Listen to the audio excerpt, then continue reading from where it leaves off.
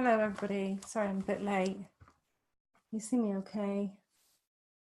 What I'm going to do is screen share now. What we're doing is palmistry and tea leaves. Excited? Oh, can you see me okay? If not, don't worry about it, as long as you can hear me. Okay? But I need you to see the thing in a minute, but we'll get through that. So here we go, exciting times. So here we got in. Not everybody's here, but you know, they can catch up later. That's absolutely fine. Wonderful. Thank you all for joining. So here we go. Here's the slideshow. Starting from the beginning. Here we go. So when you're doing tea leaves, you decide what reading you do want to give. So you get your cup prepared to answer the questions. And the reading normally foretells the next 24 hours. And the ideal teacup is the bag that has no angles. It's better to be round, you know, preferably with no colours, okay? Best time, nothing better than the morning, and have a teaspoon of tea. Cup needs to be used by the client, not yourself, okay, when reading it. Held in the client's left hand, you turn it 3 times anti-clockwise, okay?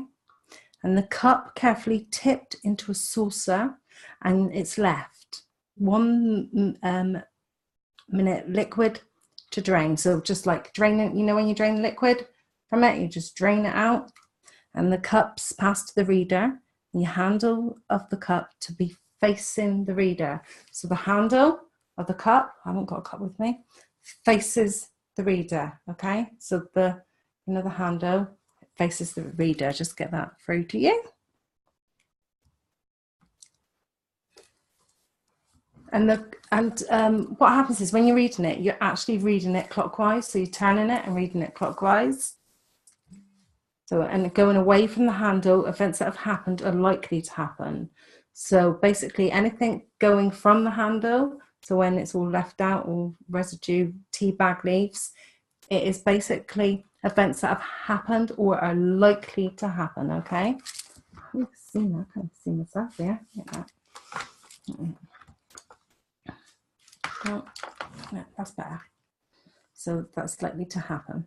The cup is read clockwise, and symbols found coming towards the handle are usually events that are coming from outside of the family, okay? Right, so okay, I've got Judy's got her hand up here, so wait a minute. Trudy, my dear. Put the light on right. It's not working. That's the only issue. As long as, well, yeah, I do need it. Wait a minute, wait. I'll see if I can put this light. Wait a minute. That's better. I'm going to do it like that then.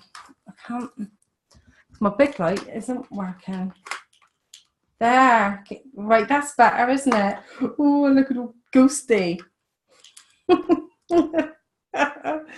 So what was I saying? So you've seen it with an espresso? No. Do you know what I said today? I said, I bet any money in America they do it with this espresso. He is going to laugh because I said that. I said that.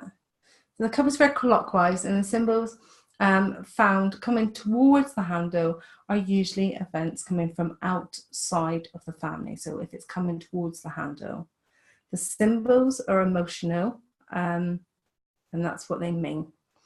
If they're on the bottom, that means, you know, not happy events. Rims at the top are happy events. So the ones that are on the rim, they're happy.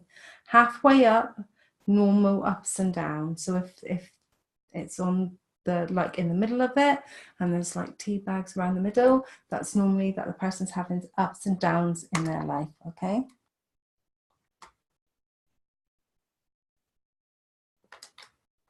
The teacup needs to be looked at in all different angles. So when you're reading it, look at it from all different ways, like this.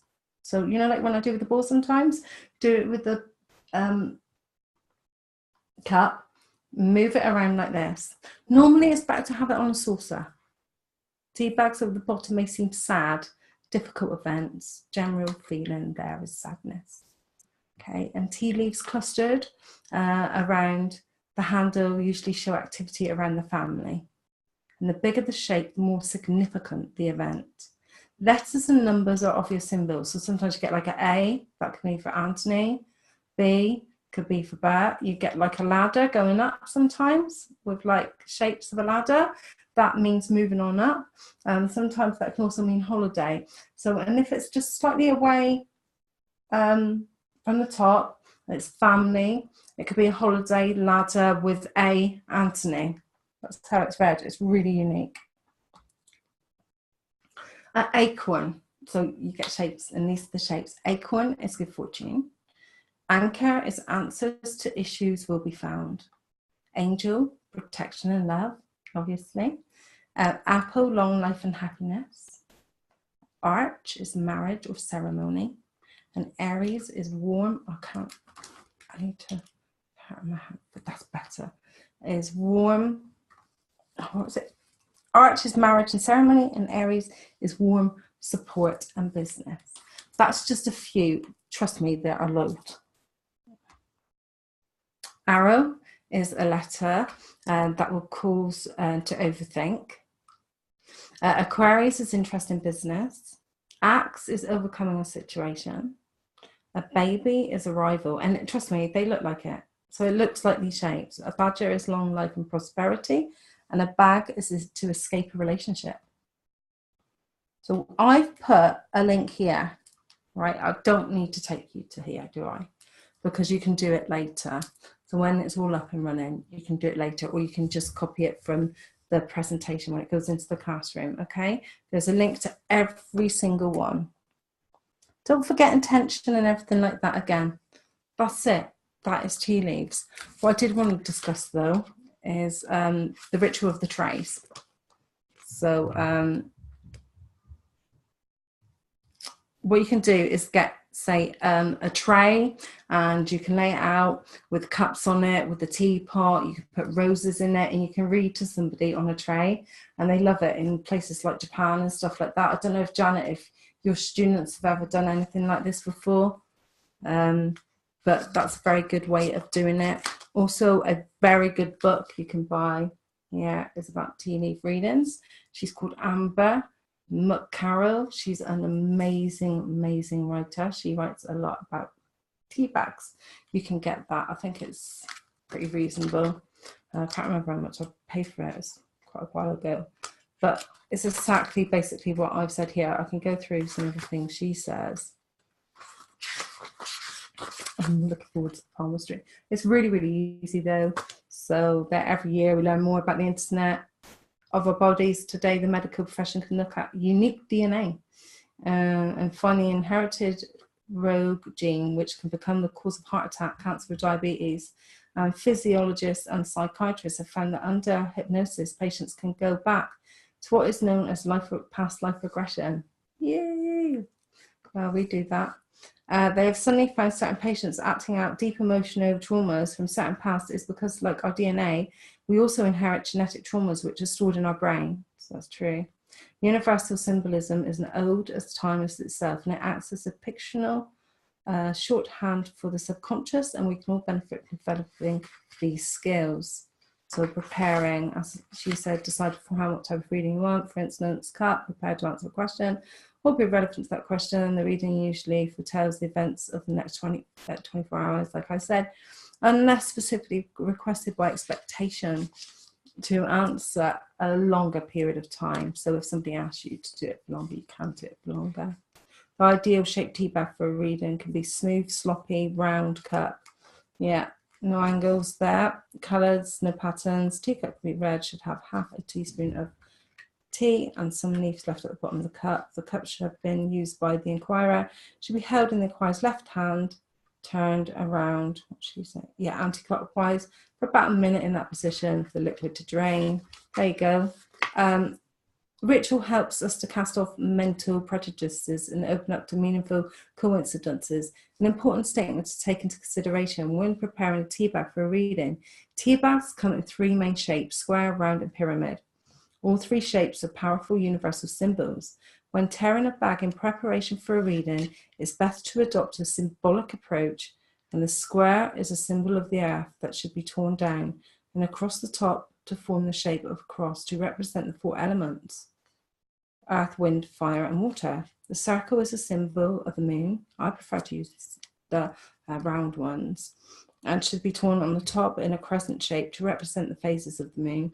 The pyramid is a symbol of the sun and should be torn across the top to create a small pyramid. To perform the reading, you will need the following: teacup, mug, a saucer, small plate, a teaspoon, a tea bag of your choice. When you've made the cup of tea, leave the tea bag resting on the teaspoon or drain onto the spoon whilst you're drinking your tea. Once you have finished and are refreshed, calmed and relaxed by the properties of the tea, you will be ready to prepare the bag for a reading. Squeeze. Okay, I use teapots, but you can do it like that as well. Do you know what I mean? You can do it various ways. Tea tray for a reading. Yeah, they use it in Japan. The same elegance which could be applied to a tea tray, especially when it's being set to symbolize the celebration. Healing with bedside tonic for its purpose of meditation, preparation for a tea leaf reading. The type of wood or other material the tray is made of usually sets the mood, as done in China. So, you know, I don't know, say you got students or people that are from, say, Japan, Japanese, they might like that, you know, it's different types of teas here, different types of trays. And she just goes on about the symbols. So actually, it's not really worth buying the book because I've just actually talked about the book. Sorry there, Amber. Right, so palmistry. How funny, aren't I? That's me reading a book. Right now, so if I go back there a sec, because we're gonna do palmistry. Really, really, really cool. Now, palmistry. The tea leaves, you're not going to get a lot of clients who are going to want tea leaves unless you're actually, I don't know, in a cafe place type of thing, or you've got friends coming around and go, oh, do you fancy a tea leaf reading? It's very basic, very easy. It's old tradition. Palm reading, you most certainly will get people to ask you for that, and it's extremely lucrative. Lots of gypsies and stuff like that, you see them in the caravans at fairs and stuff, they still do it. It's very old tradition, but it's a lovely, lovely methodology to use. Reading the palm is very, very good. So I'm going to get mine all nice and warm. It's quite cold up here now. I will just see if there's any chat here in a minute. So I'm not on the tea bag. Yes, can you put that in notes, please? Do you use loose tea or tea bags? Can we read herb teas? Yes, definitely. You can use herb teas as well.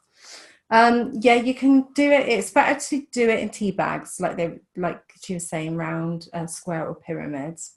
And yes, everything is written down on here regardless. So it's all written down. So you'll have the notes to this. It's fairly easy. I mean, I can elaborate on it and put what she put there, but I really didn't see the point, because all she said, as I said it, was that she did like a crescent for the moon and a pyramid shape and stuff like that. So I honestly don't think that's necessary. They never used to do that years ago. It's better just to use tea bag as a tea bag. Oh, do you want the name of the book? Okay.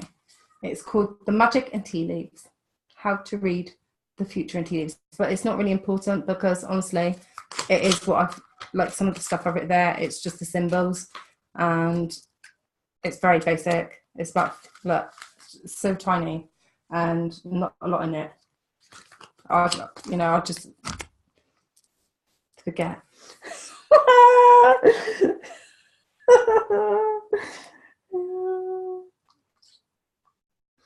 Yeah, you can cut it. You can cut around the tea bag at the top, and then you put it in because it's not going to split. You know, when like the new tea bags nowadays, you just do that and they're not going to split, are they? So what you need to do is drain it out and stuff like that. Leave it, as she said, like a tiny bit at the bottom, and you leave it into, you put it onto a spoon, you drain it out, and then all the tea bag comes out into the bottom. That's how you do it. I need to demonstrate it. I haven't done it right. I'll explain it to you again. What I'll do, I'll explain it in her terms. Might understand her terms better than my terms. Right. I think I did though. Wait a minute. Let's go back.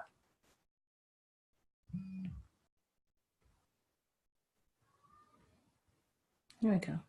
So I want you to get it, obviously. Yeah, half a teaspoon of tea. As I said there, yeah.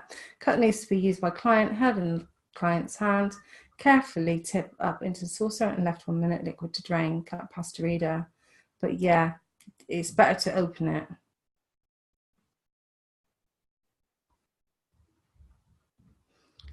So what she said there, wait a minute.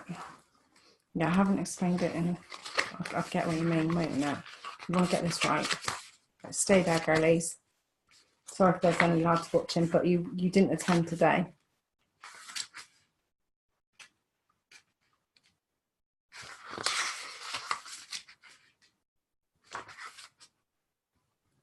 No, this is for ritual. Yeah, I didn't think, because I've never heard of that before. This is ritual. So the others you just do normally, okay? I'll read the whole book. Okay, have you got time? Right, so, right, no, that's about Buddhism, so we don't need to know about that. Reading the tea leaves is an ancient and intuitive experience. Even the most logically minded, cynical people can find a shape or symbol in the pattern of wet leaves in the morning teacup if they look hard enough, long enough. They'll also be quite surprised that they have an opinion about what they've seen. Suddenly, this peculiar experience restores energy to regions of the mind that have been left untapped since childhood, daydreaming. The history of tea is a colourful. See, what I do with me, I just use normal sort of tea bags, and I snip it. I don't do it in like a certain shape, but she's doing hers in a certain shape. So we're going to go with this. Decide beforehand what type of reading you want. For instance, a cup to answer a question were relevant to the question. The reader usually foretells the events of the next 24 hours, usually less specifically requested by expectation to answer a longer period. The teacup to be read should have half a teaspoon of tea. Yes, that's what I said. And some leaves left at the bottom of the cup. Okay. The cup should have been used by the purser, the inquirer, she calls them, and the acquirer left hand. Yes, that's what I think. For about a minute in that position for the liquid to drain into the saucer. So yeah, it is that. So, you're going to practice with the Japan student. Okay, then, for Japan, then, so I didn't put it because I didn't, but thinking about you, yes, Japan. What we'll do for Japan is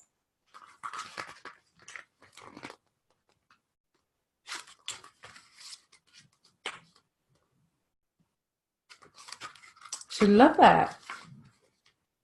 Right, a Japanese tea ceremony begins with the preparation of the tea room with great attention to detail. The various objects that decorate the room must be carefully considered, as each object has profound effect on the energy of the room. For instance, a vase or an incense burner should be in a position to the exact center of the room, as this would divide the space into 2 equal halves and break up the flow of chai, or a hidden life breath in the same color, texture, and form. To be very carefully decided upon, as that energy must harmonize the environment. This same elegance ritual can be applied to a tea tray, especially when it's being set to symbolize a celebration as healing besides tonic, or for the purpose of meditation in preparation for half a tea leaf reading. The type of wood or other material the tray is made of usually sets the mood, as does the china. If the china is handmade, decorated with flowers and symbols, it gives a special energy to a tea tray, especially if it's accompanied by hand-embroidered lacework tray cloths that have been painstakingly stitched with love and attention. All the handles of the cups, jugs, and teapots should face the same way to create an aesthetic balance. I always do that. The teaspoon should be especially chosen to complement the china. Antique bric-a-brac shops are wonderful sources of unusual teaspoons. The positive creative energy and all this fine and dedicated craftsmanship will accompany the tray, become very much part of the feeling of the ceremony. While flowers are considered a lovely part of the ceremony because there is a form of pilgrimage involved in collecting them. So any herbs and stuff like that. And then you get a honey tray. Okay, but how do we do this? A tea tray set with healing messages hidden in its symbolism is the perfect catalyst for healing vibrations. The best wood for healing is ash. Okay, let's do. Right, here we go. When preparing a tray for a reading, it's more important to be aware that you're performing a ritual. The laying of a tray for a reading is a form of shrine making. Your metal path should be as pure as the white of the tray cloth that you're properly being used. A tea tray for reading should preferably be on oak wood. Oak tree is a symbol of strength and energy. A plain white or white worked tray cloth is the best, but not essential.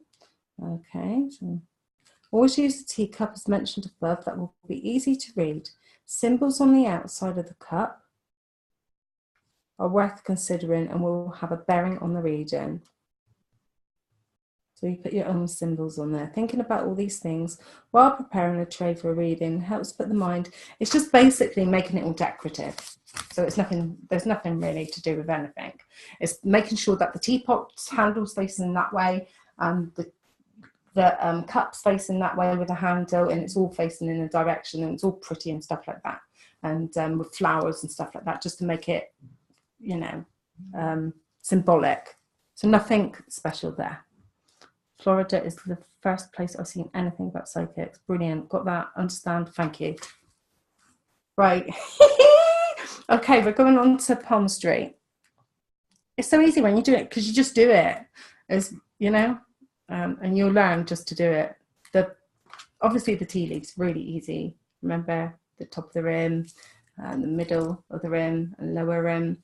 So ups and downs in the middle, low, energies, bottom, happy, high. It's pretty obvious really.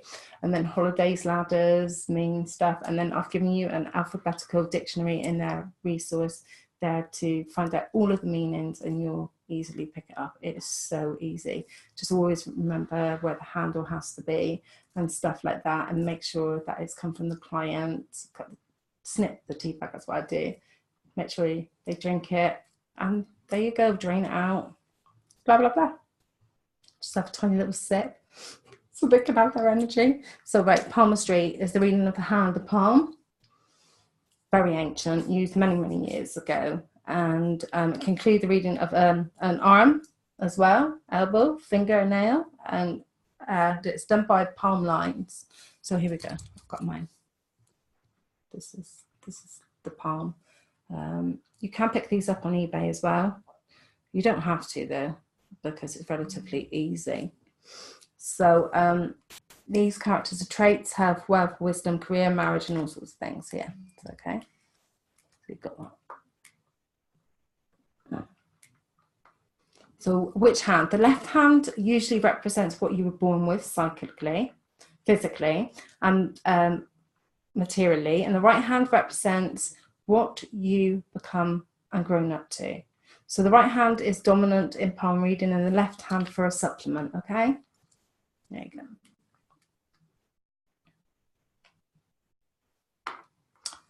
In palmistry, there are mainly three major lines, okay? Which the lifeline, which is that one there, going between the thumb. You can see, right, it's that one there, between the thumb, that line going right down there. That one, where is it? That one there, going down here. That's your lifeline. Your headline is just above it, so that's, I'll make sure I got it right. Yeah, that one there, going down there. That's the heart line, and no, the headline, and then you've got the heart line, which goes that way.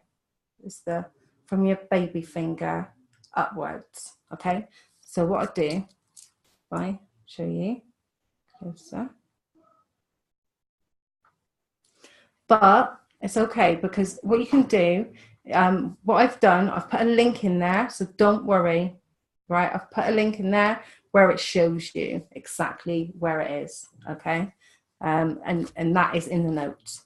So besides, there are all some minor lines. So yeah, you get minor lines on the hand, which are also important in palm reading, such as marriage line, fate line, sun line, children line, health line. You've also got like Venus, Saturn. So here we would have, you've got your, on your thumb, will, logic. You've got Jupiter in your, on your fingers, underneath your fingers. And then you've got these little lumps here in the middle. And that's head, sun, and that's your heart. And then you've got your fate line, your health. This is moon here. This is your moon line. And then here we've got what they call the bracelet lines. And I'll tell you all about that in a minute. So yeah, really, really cool. So questions, you're going to ask me those questions. I know it. Okay, Rachel, I heard Native Americans have M on their palms. Yeah, across the top, travel lines. Yeah, and the ones on the bottom, if you've got 4, you're really, really in for some luck. 4 is really, really lucky.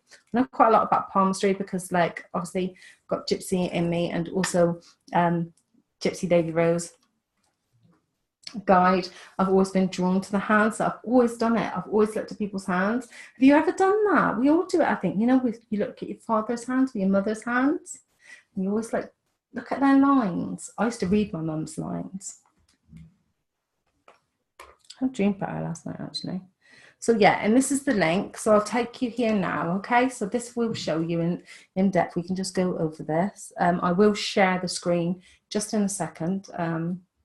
Yeah, here we go.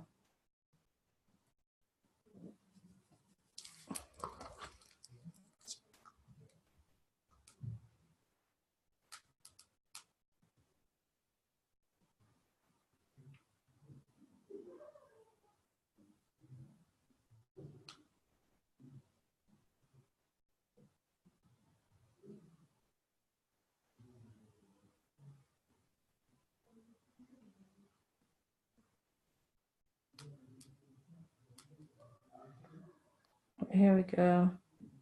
Just talking to a client quickly. I don't want to be late for her. Right, but you know, just what it is. Right, so share. There we go. So what I've done here, I showed you some Chinese. This is Chinese palmistry. And there you go. There's the lines. And there, if you can see there, look, it's wonderful because there's the lifeline, there's the headline, there's the heart line, and all of these. So I've put that into the link to make it a lot easier for you to find instead of you having to go out and buy one, because it's very difficult. It's easy for me to say, right, there's my lifeline, there's my heart line, there's my headline, there's my fate line and stuff like that. But for you, it's like, okay, I can't remember all of that, so I've put it there. Okay, so I hope that helps you. So who we got here, chat? Yeah, there's a line of Apollo, got 2 marriage lines. Yeah, I've got 3 lines on the wrist. I've got 4. 1, 2, 3, and I've got one down here. I've got 4. I've got 4 lines. I'm very lucky. It's very unusual, actually. So I'm going to stop that share now. So I'm just saying to you, showing to you. And then what I'm going to do again is share screen, but I'm going to go back to the presentation, which is here. Okay, so then we're going to go here again, and then we're going to go from the current slide. So make sure, yeah, okay. So yeah, so just tell you the heart line begins below the index finger, and that's content with love life. So if it's below the index finger, it means you're content with love life. If it begins in the middle, so if it's beginning in the middle, that falls in love easily. If it's straight and short, that's less interested in romance and touches lifeline. So if it's touching the lifeline, which mine isn't, have a look at yours, it means the heart is broken easily. If it's long and curvy, freely expresses emotions and feelings. If it's straight and parallel to the headline, it's good to handle on emotions. I'm just getting your chat up. Sorry, sweeties. Where'd the chat go? Come here, come here. Chat, there you are. Mine leaves it halfway. Let's see.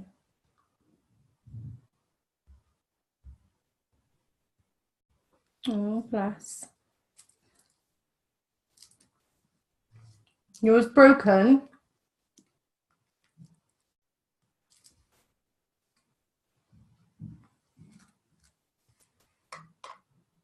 Yeah, it comes to a crossroads. Oh, that would explain things then, wouldn't it? All right, moving on. I'm not going through this. Right, yeah, palm interpretation. So the wavy means many relationships, lovers, absence of serious relationships. Circle on the line is sadness, or so on your, if you're on your heart line and it's got like a little tiny circle, that is sadness or depression. A broken line is emotional trauma, and the smaller lines crossing through heart line is emotional trauma. So that's why you'd have that emotional trauma, and it normally breaks away. So yeah, sweetie. The headline is short line prefers physical achievements over mental ones. Your curved is a sloppy line is creativity. D's is really sloppy. Separated from the lifeline, adventure, enthusiasm for life. Wavy line is short attention span. Deep long line is thinking clear, coherent, and business-minded.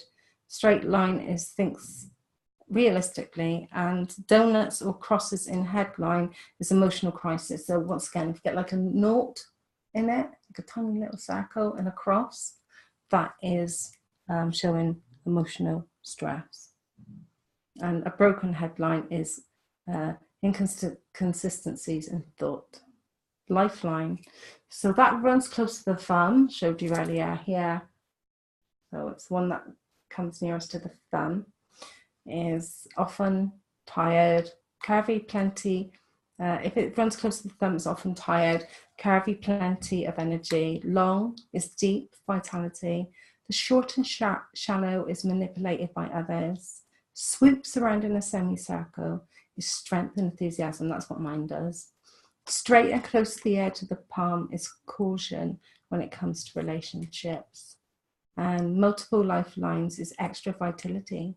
And circle in the line indicates hospitalized or injured.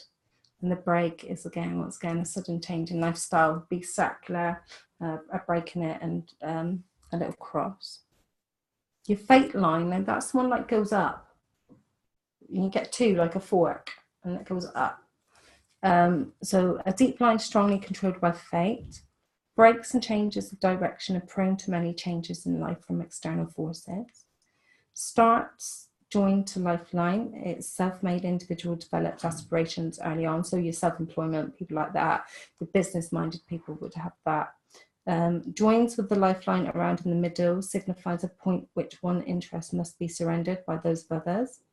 And starts at the base of the thumb and crosses lifeline, supported offered by friends and family. So that's normally people that have lots of support in their lives.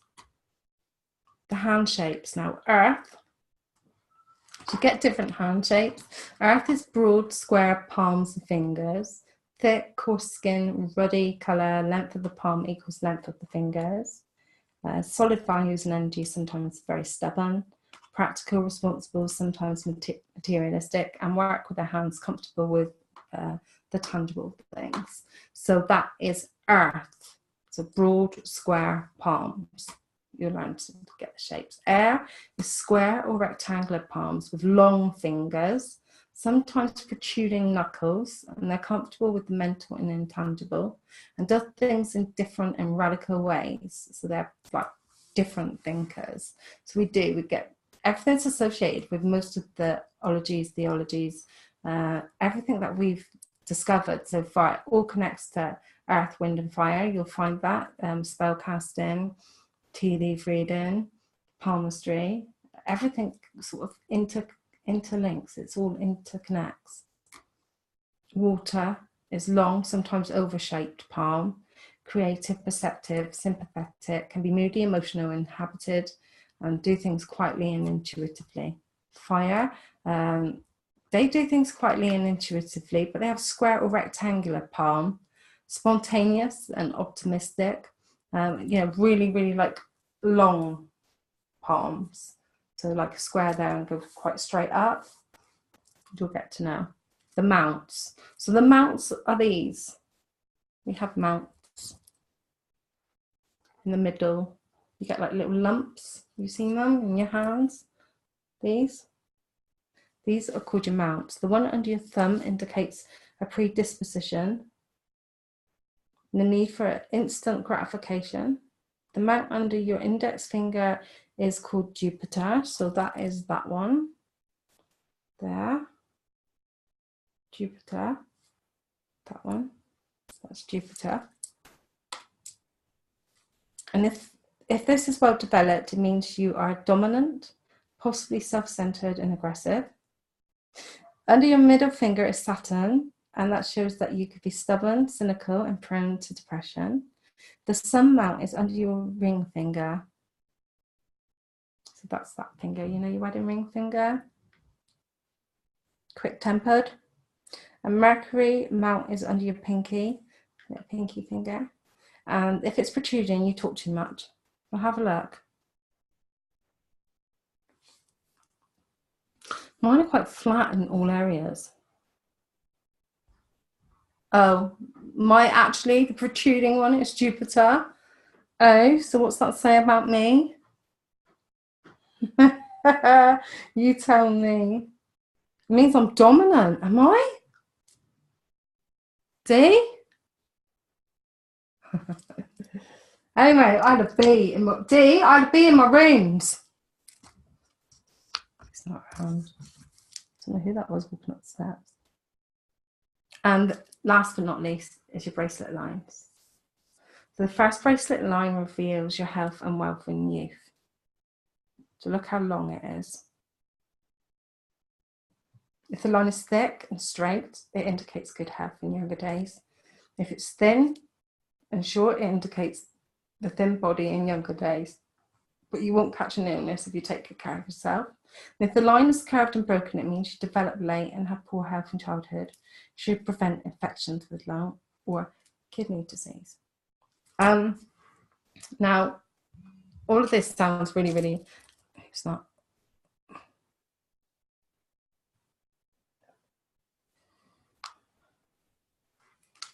Okay, sorry about this.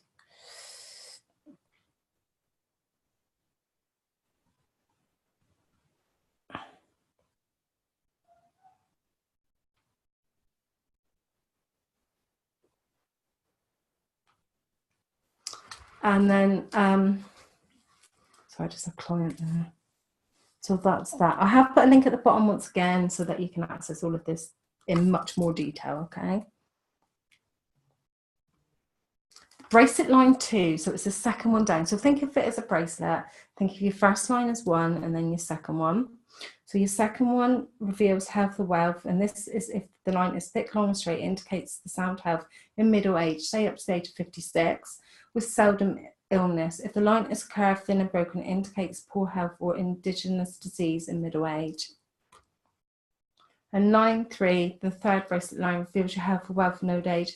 If the line is thick, long, and straight with no break, it indicates sound body in later years. If the line is thin, curvy, and broken, it suggests a weaker body than before in later years, failure to survive the old age. And then if you get 4, that is if you have a clear 4th bracelet, it indicates you have a strong sense of social existence and you'll have many children. That's why I've got it. Only a few, luckily people have the 4th line, which indicates good luck. If the line has no break, it indicates the longevity and the bloodline lasting for many generations. So I've got it. I've got 1, 2, 3, 4. 1, 2, 3, 4. Actually, it even looks like I've got a 5th. I'll look in the other one. wish people could do mine. It'd be so cool. 1, 2, 3. That's interesting. I've got 4 in one and 3 in the other. Hey, how does that even make sense? Can you check yours a minute? 2, 3, 4. When I'm doing these readings, okay, because you're going to be like, oh my gosh, it sounds so complicated. When I'm doing these, and I'll put further reading here at the end. Where am I? Oh, God. So, sweeties, yeah, when I'm doing these readings, right, when you're looking at people's hands, you look at, stop sharing it. Okay, stop the blooming share. Okay, all right, here we are. Oh, actually, this is better. Got a really bossy client. Okay, bossy client. So here we go. Might be able to see it better.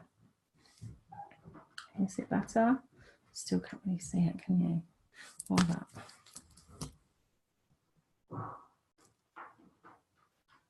That one there, lifeline.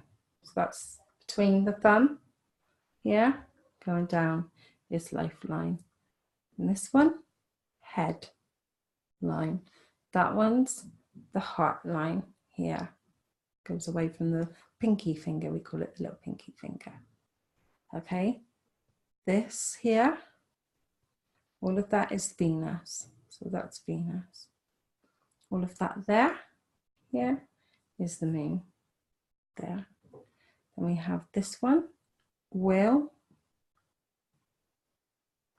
I don't know what it is. Yeah, will and logic there. And these going up here, you get lines that go up. And you'll see them, they're like forks and they go up here. They are the fate lines. And then you've got a marriage line. They don't put the marriage line on here because we've got the health line there. Now, I always look at the lifeline, and if it's joined here, and I look at that one as the marriage line.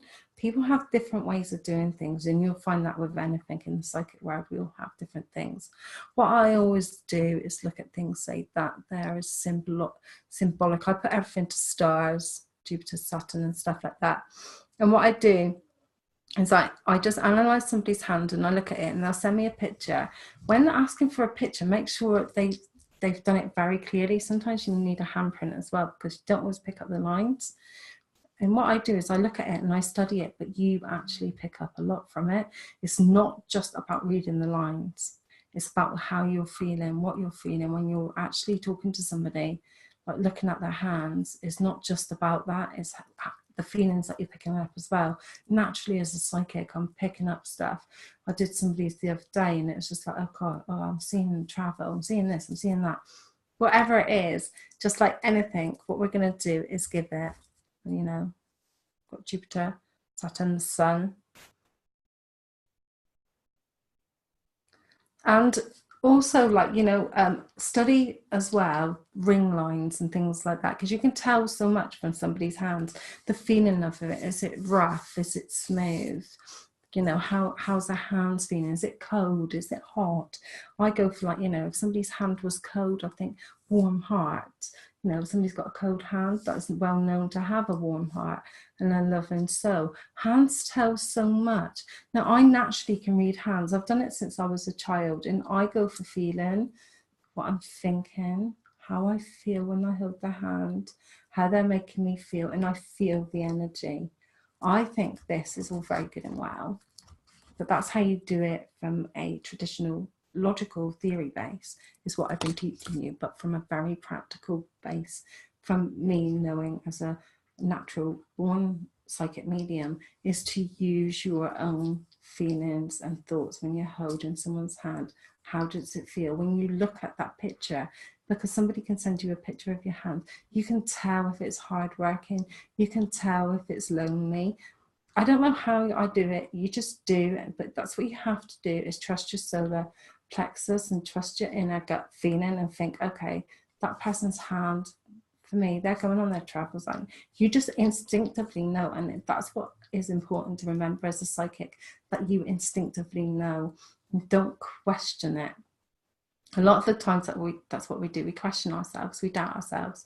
Normally that doubt is from others. because they'll say, oh, you're this, you're that, you know, I get it all my lives all the time.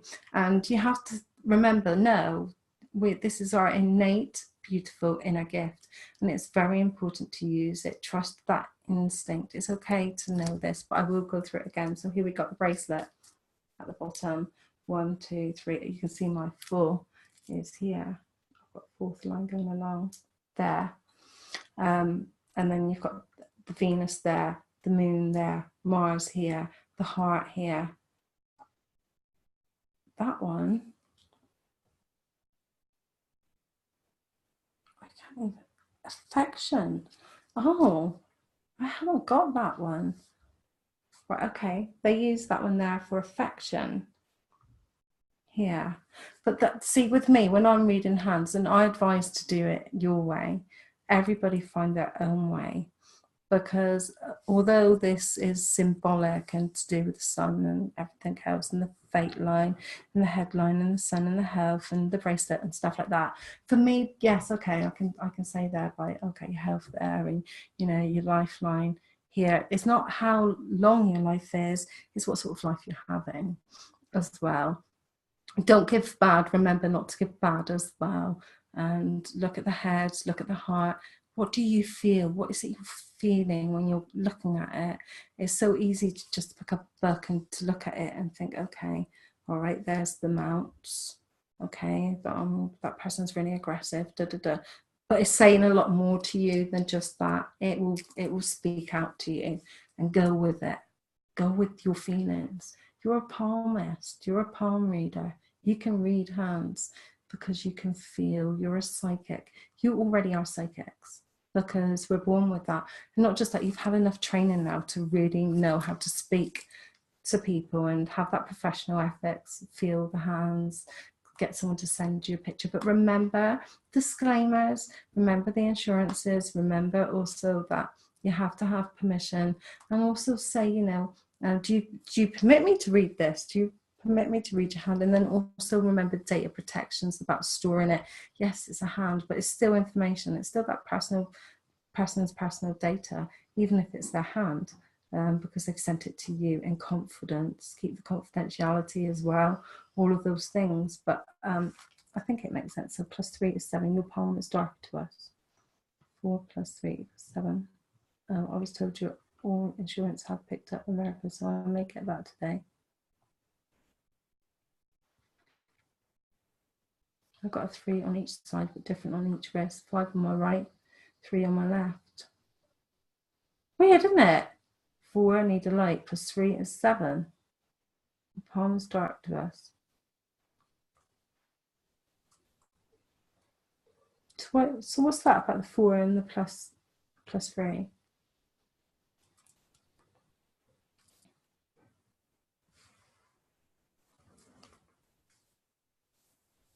It's like one of those things, I just don't read myself.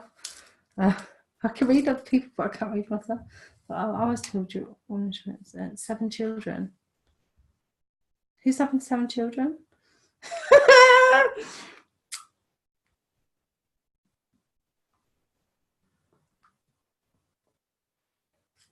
Me?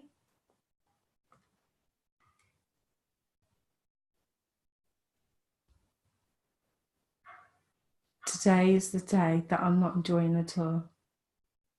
That is twice now, isn't it? That was in the last lesson, and now it's in this lesson as well. Oh my gosh. No. D.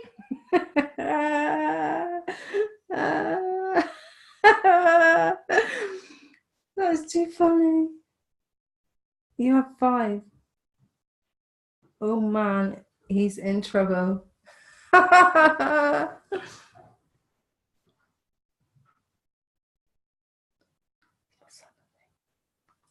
So anyway, I hope you like that. Have you got any questions? But don't forget, please, when you're reading palms, go with what you feel and think. Yes, okay, look at it and go, okay, you've got 5 there, and you've got this here, and you've got, you know, you're a hot-headed cow. You're hot-headed. But at the end of the day, It's so much more than that. You can get so much from a hand, much more. You get feelings, everything.